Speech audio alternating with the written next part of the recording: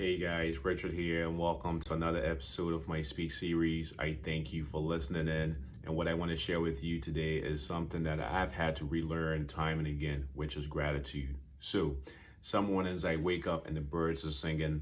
You get a feeling it's going to be a great day. I get ready, I get dressed, I go downstairs, and I've got plenty of food on my table. And I love a good meal if you know me.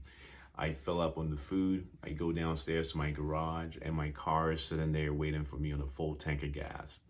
I get in, I'm driving to work, I'm breezing. There seems to be no traffic. Of course, I've got the music on in the car, loud, bumping Tupac and singing along every word to it.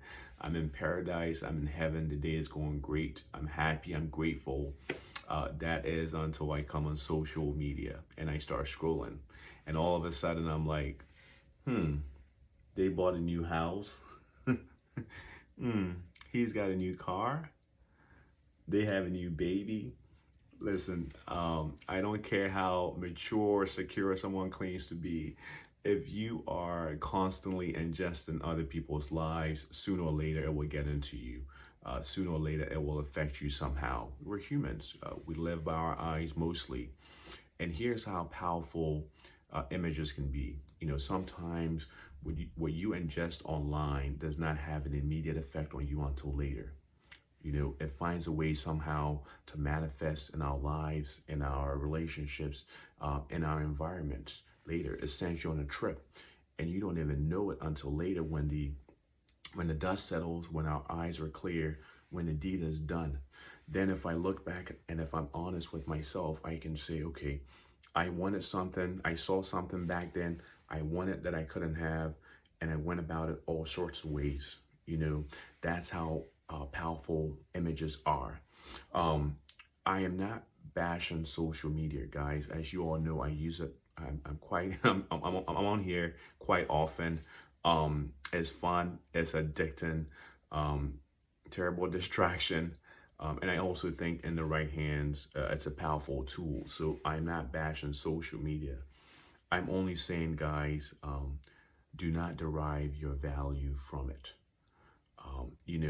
I think it is important to have anchors in life. So my anchor is working towards my vision, working towards my goals. My anchor is going to the gym. Every time I come out of the gym, I feel re-energized. I feel refocused. I think if you do not have anchors in your life, it's easy to be blown away in the wind. And when I speak on gratitude, I am not saying somehow to deny our wants and desires. No, I am saying to take stock of what we have while building towards what we don't have and desire. If I'm not happy with two, I'm not going to be happy with five. If I'm not happy with five, I'm not going to be happy with 10, right? So gratitude, taking stock of what we have while building towards what we don't have it or desire. Some time ago at work, in the break room, I was with a few of my coworkers. We were all just taking a break, heating up our food, chit-chatting, and one of our coworkers, an older gentleman that I respect very much, said out loud, he said, "Richard, you are one of the most calm and cool and collected people I know."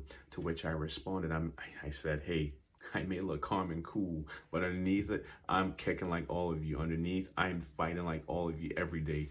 And everyone in the break room laughed. So it was a burst of laughter. It was such a sigh of relief because in that moment, we were all able to put our guards down a little bit. I bring this up, guys. I say this uh, to highlight, to say that, it's not perfect anywhere.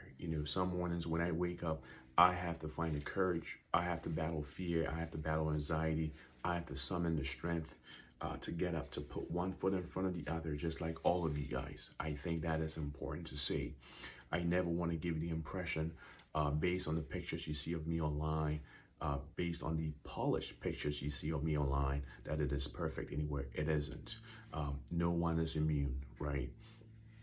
I also think COVID was a game changer. I do. I think there was life before COVID and life after COVID. And if you live on this side of the fence like I do, man, we're lucky.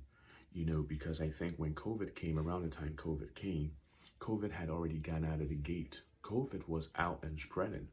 Um, I had a coworker who passed away, John, that was his name, in fact. Very healthy, very lively, very likable guy. Everyone loved him. He passed away all of a sudden when COVID started happening. They told us it was the flu. Now we know what it was. I'm surrounded by all this technology. I'm supposed to be safe, you know, and we weren't. I think COVID taught us some great lessons. I think COVID taught us to be humble. I think it taught us to take a look at the things that we thought we could rely in, that we came to find did not have legs underneath. And I think it also taught us to take stock of our relationship and what's important. What are we going to focus on moving forward? But above all, I think the two greatest lessons that came out of COVID was one, gratitude, right? That we have our lives. And two, to go for it. This is no time to be timid. This is no time to be second guessing. I think if you've survived it, this is a time to go for it, right? Gratitude, taking stock of what we have while building towards what we don't have and desire. And that is what I wanted to share with you all today. Given that this will be my last Speak series for the year, I do want to take the chance to wish you a Merry Christmas and a Happy New Year.